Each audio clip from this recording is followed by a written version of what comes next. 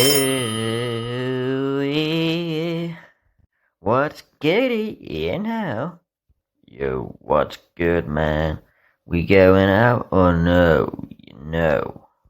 It's sunny outside. Bye bye. So, welcome to the What's Goody Podcast. My name's Andy, also known as A.K. Thanks for everybody supporting my video recently, If I Would Drill. Keep streaming it and keep watching it. So, yeah. I'd like to introduce my guest, Kamil. How are you today? I'm very good, thank you. Very good. I think. So yeah, how's your week? How's your week been? Yeah, I mean, not too bad. I've been. What have I done? It's hard to remember. I feel like I've done quite a few things. Yeah. I've been to a dance class. Oh, okay. Yeah. Was that the salsa one? Bachata. What's the difference? To sound humble. So bachata, that's from Dominican Republic. It's a slightly different dance. I mean, yeah, it's similar. I don't have much experience with salsa, so I can't really compare and contrast. But I've seen salsa, so it is a bit different. I think salsa's a bit more complicated, I think. Okay. Yeah, a little bit more twirly. Is there quite a few people that go to that then? Oh yeah, it's like a whole social event. It's pretty cool. It's actually like a nice way to meet people. They have like a whole social group, and they go out. They go out to like Cubana, and they dance there as well, like on Thursdays and Wednesdays. Okay. So you often sometimes you go for like the dance lesson, and then sometimes go out to like a bar or something afterwards. So after the class, because we're basically like where we're dancing is like a venue, and so afterwards they just turn on the music and you can stay, and people stay and dance. Brilliant! Yeah. But then they have social events on, let's say, a few days later on Thursday. Yeah. Cool. So that was cool. That's something kind of new for me. But I've always felt like doing it, so I just thought, you know what. Was that your first time going then this week? Or? I went there 3 times now. 3 times, nice. So I went for like 2 taster classes, and then I did beginner class twice. Brilliant. Yeah. What about the rest of the week then? What have you been up to? So that was that. I played squash as well on Monday. I always do that, so I'm doing that tomorrow as well. I play with my dad and my brother. Yeah. So that's like a nice way for us to hang out. You like to keep busy then during the week, even with the work days? I do. I do because now I'm working from home. Oh, okay. So I'm like, my work is, it's kind of in tech, so it's mostly like mentally challenging, but not physically. So I feel I have the energy. You've got the energy afterwards. That's cool. Which is very much in contrast to my previous job, because I used to work with patients, so I would spend a lot of time and it expends a lot of physical energy. So I never felt like doing just things. For the people out there, what's your current job at the moment then? So I work as a data scientist for the NHS. Cool. Yeah. I find that quite fulfilling kind of thing. I think we did talk about it, if you remember, the other week when we were on the bus coming back after a night out. But I think you were saying you kind of like, you really, as far as I'm aware, you quite enjoy it. And I do. Yeah. I mean, I worked hard to make the transition from being a clinician to a data scientist. Yeah. So I can't really complain, because if I'm going to complain now, then I'm never going to be happy. Like this Definitely, it's what I wanted. I mean, I was, it started out as a hobby in a way.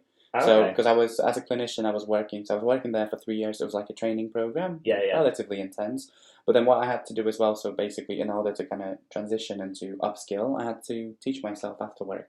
Wow. So I felt like, well, if I can literally spend, 3 hours coding and doing other stuff, after seeing patients for 8 hours, then it's clearly something I'm interested in, because if I can still find energy and enjoy it, then it's a job. Definitely, because most people, they do the 9 to 5 and they're happy just to do whatever, as in in their leisure time, chill out, play video games, watch movies or whatever. Yeah. So the fact that you were doing that afterwards shows that you must have some kind of passion towards that. So definitely, cool. I mean, that's how I knew, and also at the same time, I did do that. So like when I started my training, obviously I went into it thinking this is going to be what I want to do, right? Yeah. Otherwise, you wouldn't do it. Definitely, it was a competitive process, so I still had to put a lot of effort to get in. I wouldn't do it if I didn't think it was the thing. But then, so at the very beginning, basically, as I was doing it for the first few months, I was basically at 9 to 5 and I was happy. So I would, after work, I would come back, I would start. That's when I started to watch, like, a lot of TV shows and stuff. Yeah. But very quickly, I realised that that's just not you wanted a bit more kind of thing. Yeah, it's not going to make me happy. For a number of reasons, we can get into those. But then I had this, like, feeling where I was just, well, I can't really stay in it. So it's not like a guilt, but I had like this inside, like a pressure inside me where I felt like, actually, well, I can't be wasting my time watching TV because I need to redirect my life. No, that's a good thing. It shows that you've got ambition, which, I think everybody has, but it's easy to coast along. But I think you must have felt that need to be like, I'm very good more than this. I'm very good at using guilt as a weapon against myself. Yeah. And I think I can be like that myself as well. Yeah. It's like, no, you can do more. Like, as much as I just be like, oh, I just want to chill and do whatever. There's also that guilt where it's like, you know what, anybody. I've got this thing like where it's like I think anybody can just like chill out and relax, which is that's great. I wish I could do that more, but I feel like it's always that need to do something different though. Like, what else are you actually doing? Like, anybody can chill out and watch TV or whatever, but if you really want to like make your mark, like keep pushing yourself further, kind of thing. So I understand that it's about development. So if you're kind of oriented that way and you want to develop, obviously you're not going to develop much by watching TV shows. Definitely. So if you feel the need to kind of, I think it's about for me. I think it's about trying to find like a healthy balance. Yeah. So it's like it's good to have those ambitions and push yourself forward into different directions. Mm-hmm. But then sometimes you can also, if you're always doing that, you kind of like, you can also burn yourself out. So then that's where you then have the balance of, okay, you know what, today I will just chill out today and relax and, do what most people do. So then kind of you rebuild like your energy again. Yeah. So then for another time, you can go back to chasing, whatever you're into, kind of thing. Yeah. So, I mean, you can definitely overdo it. And I know I've overdone it. And if you're going to be using things like guilt to pressure yourself, I mean, it can be helpful, obviously, to reach your goal. But it's also, it's in some way damaging to yourself as well. Because it's kind of like, I mean, you're shaming yourself. Sure, I agree. I think, it's equally useful, if not more useful, practicing kind of self-love and actually taking care of yourself. Because, that then translates into how you treat other people. And so if you're going to be very mean to yourself, it's going to translate into your other relationships. That's what you got to love the most. Whether you find a partner or whatever, at the end of the day, you're always with yourself. So you've got to love yourself first before you can love anyone else. How about on the weekend then? Have you had like quite a busy weekend or? Actually, well, you mean currently now? Yeah. So what did I do? Friday. What was Friday? Oh yeah, I went out for drinks with a friend. Okay. On Friday, then on Saturday, yesterday, I went out. It was a lot of fun. Whereabout was that then? 2022. Oh, sorry. In the city of Manchester. Yeah. So it was good because it's like it was nice. It was actually because we had a private room rented. Yeah, I went to that about a month or so ago. Yeah, and it was very good. So obviously, we play table tennis and stuff, and like you get to chat to people because even like the music is blaring in the other room, but obviously you got silence. And if you feel like going out and dancing, you can do that in the other room. And then you can chat to your friends. So did you meet like quite a lot of new faces that you think you might like chat to again? To be honest, I mostly reinforce the relationships I already had. I've met. To be honest, I did meet about 2 or 3 people that I really liked, so I kind of encouraged them to come to the next one. And they said they will. So there was one particular guy who kind of like he lived all over the world, and it was I found him very interesting because obviously he comes from so many different places. And he had so many different careers as well. So obviously people like that, they have a lot to say. So I'm always interested. He was very positive and happy as well, which obviously that's good. There's always some people that just stick out that you just want to chat to. And be like, he was like that. Like some people are so engaging, and he was like that, like very smiley, happy, and you just immediately feel at home. So what would you say you like to do in your spare time, particularly then? Like, what are your favourite kind of things outside of work? To be honest, so for the last 3 years, whilst I was transitioning to my new career, I was actually not doing very much. Okay. So I kind of forgot what I like. What I did do consistently was sports. So I would consistently run and I would consistently play football. So that's something I love doing, and that was an amazing kind of. I used to do it every Friday, and that was an amazing kind of like it is really, introduction to the weekend, and just like definitely. Just letting out all the frustration of the week. I agree. What position would you play in football then? So we play 5-a-side mostly, or 7-a-side. So I'm basically everywhere. However, I do find myself kind of navigating towards the left and like left flank. You left-footed as well? I'm right-footed, so I like to come on my right foot. Kind of cut kind of thing. And then take a shot, make a pass. I like playing in the centre as well. I like getting the ball. I have a good touch, so I can like control it, hold somebody off, and. Do you practice like outside? I don't know if you still play anymore. Do you practice? Would you practice outside of that as well? When I used to play, I used to practice a lot. I thought about it, but I don't have to. I think once a week just playing is enough. What makes the difference for me is to kind of show up like 10 to 15 minutes early and just kind of familiarise myself with the ball. So just basically take a few shots and just like get in the mindset of shooting. It's the funny thing when playing football, especially if you've not played for a while. It's just to get a touch, even a feel of the ball, because you can, if you've not played for a bit and you just touch it and you're just like, or you've not had a touch for 10 minutes and the game's been playing, you're just like, oh, I don't know how I'm going to react. Yeah, exactly. I might just belt it over here when I don't mean that. Exactly. So it's all good about like familiarising yourself and stuff. Yeah. So I mean, so last time we played, I was doing very well, and we played with my ball as well. I'm very, very familiar with it, and I mean, with any ball you get familiar with it quickly. But definitely, I always feel like there's a special connection with my own ball. I agree. No, that sounds very cool. I used to play football a lot. It would be good to get back into sports again. To be honest, like football, or I'm a big fan of basketball. I used to train with like an amateur team. Okay.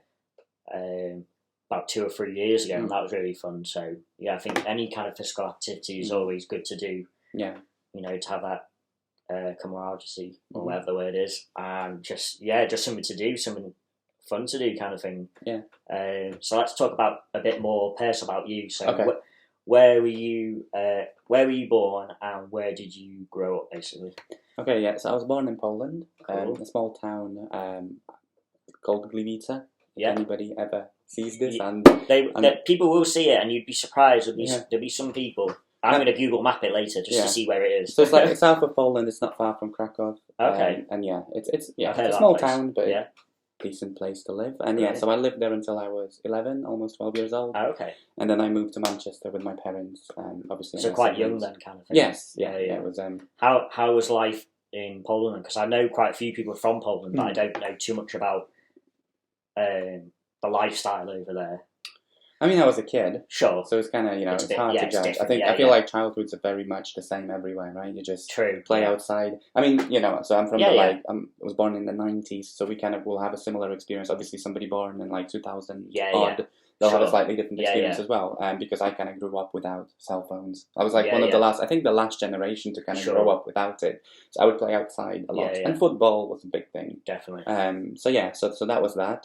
Then I moved to the UK, and I lived in Manchester for 8 years. Then I moved away for university, and I came back for my clinician job. Did you say, if I remember correctly, did you say you went to, was it Leicester? Yeah, Leicester. Yeah, Leicester Uni. Leicester undergrad, and then Sheffield Masters. Brilliant. Mm-hmm. Wow, that's impressive. What was your undergrad and masters in then? So I did neuroscience for undergrad, so it's biology but specialisation neuroscience, and then I did computational neuroscience for my masters, which is kind of a bit more mathematical. Which is kind of like a nice intro into the world of data science. Definitely. So like we learned some of the things. So what age? Because that's quite like a niche subject. What age would you say that you thought to yourself, you know what, I would like to get into this kind of field? Okay. Yeah. I think. I mean, it's interesting. So. I had I think, so it kind of started with me being interested in the gym.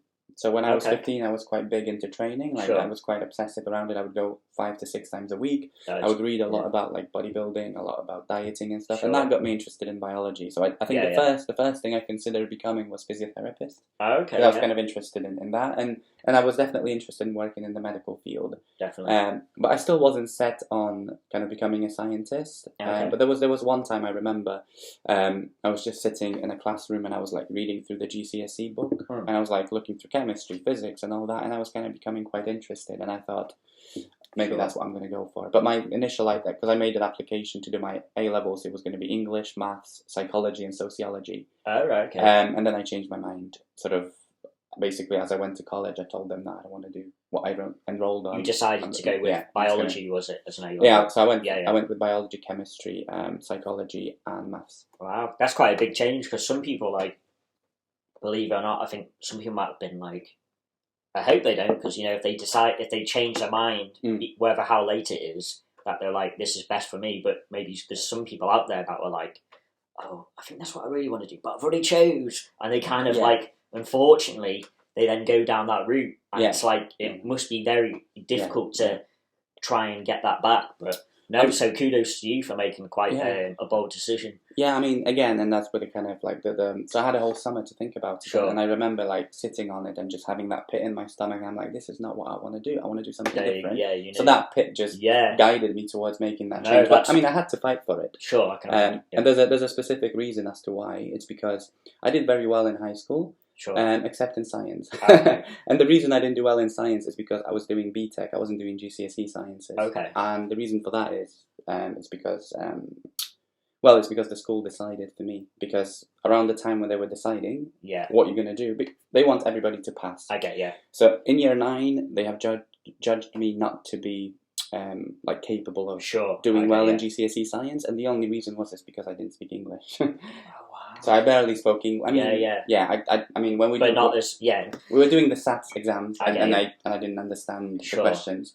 So obviously that I wasn't really able to express myself. So between year 9 and year 10, I realized I need to get better. I started to read a lot of books. I learned English, and suddenly I was able to get top grades from the beginning. So it was So it was like that. So it was kind of strange because I went to college, and then I said, the one thing I want to do is literally the one thing I didn't do well in. So I had to be persuasive. Definitely. No, kudos to you, because especially at that, it's hard to imagine, like myself, someone like, say, year 9, year 10, it's like, no way, you want to go down this direction, however, you don't know this language or not very well, so we're not going to put you into that. But say if I had this like really strong fire in my belly that was like, no, I want to really go into that though, it's like,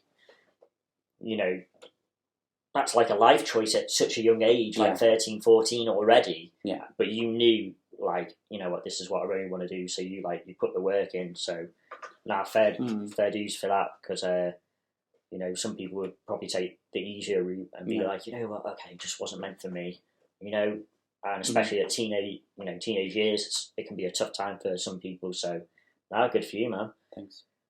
It's always good to live in the present. However, have you got any future plans? Like, do you have any future dreams? Like, how far do you go? Kind of thing. I used to go quite far. Okay. So when I was because I was quite recently still in a committed relationship. Sure. So I had certain plans to go with that, and they were quite. They went at least 5 to 10 years into the future. But since the breakup, I've slowed down a little bit. Sure. I kind of backtracked on some of the plans. Definitely. Because obviously they involved another person. I obviously don't see myself having the same plans with another person at the moment. Sure. It's a bit too soon for that. Definitely. So I have to recalibrate and think where I want to be. One of my goals was to buy a house. Sure. So I've got the money saved up for that. So I have to decide now whether I want to buy one for myself. To live by myself. Definitely. So so that's something. So that's kind of the one thing that I have. So is that that's your kind of like your main goal? I have. Well, to be honest, my goals, almost all my goals were kind of like practical life stuff, like kids, house, getting the career, developing in my career and stuff. I've changed it a little bit. Now I'm focusing a bit more about myself. So I've set myself a lot more short-term goals. I used to have a lot of long-term goals, not many short-term ones. And now the short-term ones are kind of like personal ones. So like the dancing, like learning to dance. Definitely. I'm also going to explore acting at some point. I really liked it when I was a kid, so I'll take some classes, and I would like to do it as a hobby. I think that would be a lot of fun. Yeah, I think you enjoy it. No, that's really good, because we were speaking the other day. I know you're pretty young, and someone who's a bit older, I would recommend what you are doing. The short-term goals is probably better, because we all only live once. What's the worth? It's sometimes cool to be like, oh yeah, I think this is what I'm going to do 5, 10 years from now. However, every single one of us on this earth has only got the present. So it's cool to be like, oh yeah, this is what I want to do. But at the end of the day, I think short-term goals, for me personally, I reckon that's the best way, because you can keep. I think as long as you're moving forward and making small steps forward, that's all you need to do, and you progress at the rate at your own pace. There's no need to be like, I can see because you were in a relationship, I can see where you build that up kind of thing. So that's a bit different. However, you're back to being single. And I reckon that's the best choices. There's no particular rush. Just take your time. You're doing well for yourself, and just keep taking those small steps forward. So I think I feel like kind of doing that as well. So if you're going to set yourself short-term goals that excite you, it will guide you in the right direction, right? Oh yeah. So then your future will kind of just fall into place, but it's going to be the right future for you, because it's built upon. I think whatever brings you peace and happiness. Go build that direction. That. Keep going there, because that's when you're happiest, isn't it? So I definitely keep doing that. Okay, so we'll do a quick fire round. So this is called the hot seat. So you've got you've only got one answer you can pick. Okay. And it's got to be, you've got like 3 seconds most to answer. So the first thing you see in a woman. Oh gosh, I think it's going to be the face. Fave position. Sex position. I don't think I have one. The first thing that came to my mind was from behind. Sure. Okay. But I'm not sure if it's my favourite. Fair enough. Would you rather be dominant or submissive? Again, it depends. I like both. Sure. Yeah. There's no. Yeah. Okay. I'll let you off on that one. So yeah, that was just a tester. I'm still working this out. So okay. We'll see how it goes. But you did very well. You passed that one. Thanks. But relating to that, then, would you say, because I know you're a single fella, would you say you have any chat-up lines in particular that you kind of? So how would you say, if you were to approach a woman that you liked, how would you go about that yourself in particular then? I would just say what I want to say. Which would be? Depends what I feel. Depends on the situation. Depends what she inspires. So yeah. I'm going to approach her because there's something about her that I like. Sure. And that will guide what I say. I'll just speak to her like a human being. So it's more about in the moment, in the present. Yeah. Whatever's like kind of. Oh yeah. It could be anything going on in the environment, or just how you feel that particular moment. It's the best way because it doesn't. First of all, I mean, it doesn't, because I'm not trying anything. I'm not playing a game. Yeah. I'm trying to meet a person, right? Definitely. Yeah. And the best way to do it is to do it kind of, like you say, kind of latch on to something that is happening. Yeah. Right then and Definitely. then. Yeah. Because that's a natural way to talk to somebody. Definitely. Like that's how I would, I don't really. When I want to talk, whether it's a woman or a guy, and I want to meet somebody, like I want to chat up somebody, start a conversation, then I don't really differentiate between them that much. Obviously, if it's a female, I might feel different towards them, so it will affect what I say. But I trust myself. Definitely. I trust my brain, and I trust it that it will deliver. Because some people, like, I'm the same way with what you just mentioned, but there's some people that, they have child lines, and you hear about it, and for some reason, like, I would imagine a lot of time it doesn't work. But for some reason, I think if you've got that kind of, I don't know what the attitude where it's like you're just, like, I think anybody can be, like, cheeky, but say if they're just, like, very cheeky, and this is just who they are as a person, and they could just say, they could be the corniest chat-up lines, like, I don't know if you've got any that come to mind. I'm trying to think, like, what's that? It's going to sound bad, I don't even know what it is. It's something about break the ice or something. Okay. Have you heard? I don't know. Oh yeah. Well, I mean, I may have heard it. Yeah, but I don't remember them. They never stay in my mind. Something about that. I know there's a corny one that it's like you make. I thought I would never say this, but I thought of this when I was. Not that I would say it, but just the worst one you could think of. Okay. Is you make me feel like a light bulb you turn me on or something. Okay. I mean, to be honest, I've never done anything like that. Yeah. I mean, I am kind of all about new experiences these days, so it would be interesting to try once maybe, but maybe something a bit better than that. Oh yeah, this was just like, when you just like in bed trying to go to sleep and you've just got shitloads of things, your mind's racing and you're just like, that would be really, it's that bad, it's almost funny because it's that crap. Yeah, I know. It's like that kind of thing. Yeah, I mean, I was going to say, I like the idea of I like the idea of having nothing to say and just throw myself in the situation and see what comes out. Yeah. Because I know I will come up with something. I have that confidence and I know I'm active enough to come up with something. So it's actually quite nice to simply approach with no idea of what I'm going to say. Just say hello and then see what comes out. I like that. However, I think sometimes it can go badly. Yeah, sometimes it can go badly because then sometimes you run out of things to say. Then the conversation ends. Exactly. So sometimes, I don't know, if you just had like a solid, and it's not like every time, you probably have to have quite a few, but if you had like maybe a good 5 chat lines, and it's just like solid, and it's going to, even if it's corny or goofy, and it's going to make them laugh though, sometimes that's a way in. Oh yeah. If you can make a girl laugh, a lot of stuff can happen. Sure. So it's like, it's a way of like, getting to it.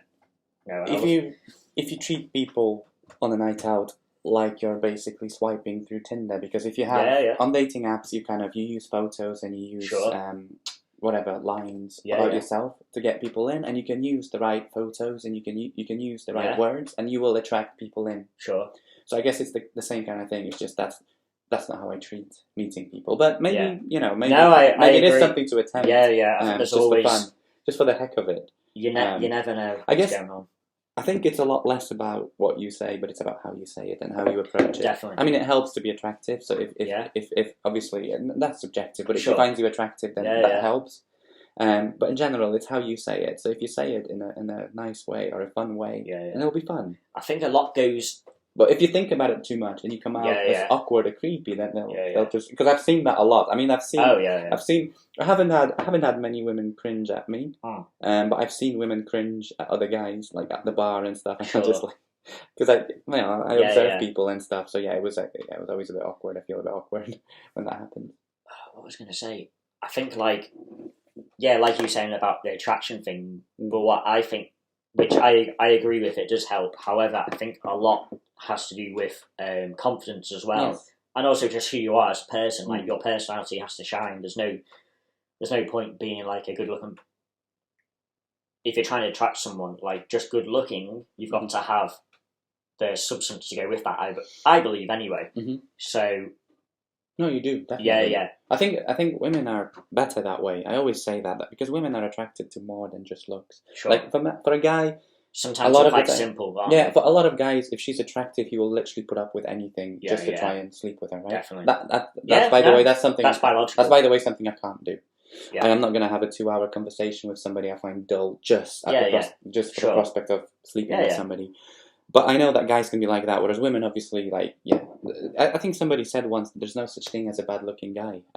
Because, as a guy, if you clean yourself up, you get a nice haircut. I mean, you clean your teeth and stuff. And then if you have a good personality, you will find plenty of women interested in you. That's the thing, because women seem to be less superficial in that way. Definitely. I remember it was a night out a few months ago. I won't mention names, but there was this guy, and he looked like he basically had no confidence, and we were on a dance floor on a night out at a bar club, and this girl was kind of like literally she was basically dancing right in front of him, shaking whatever, pretty much saying, "Please join in." And because he didn't have the confidence, he didn't do anything. However, I then saw him on a night out with some other people a few months later, and I could just tell in his being, whatever he's done, he's built up this confidence. And all of a sudden, I must have seen him talk to like at least 2-3 different, women on that night out. He's built himself up because there's no need to be not confident. So he built himself up to where that he felt that he was worthy, and the result showed. So I'm sure it was a process for him. So I'm sure that even in that night he was already working through it. But maybe it was at the beginning. It could have been at the beginning of it. Maybe he was freshly after a breakup or. Whatever, but he was working through it. But so you can see the development. That's cool. No, that's cool, man. So I think that's about it. Okay, cool.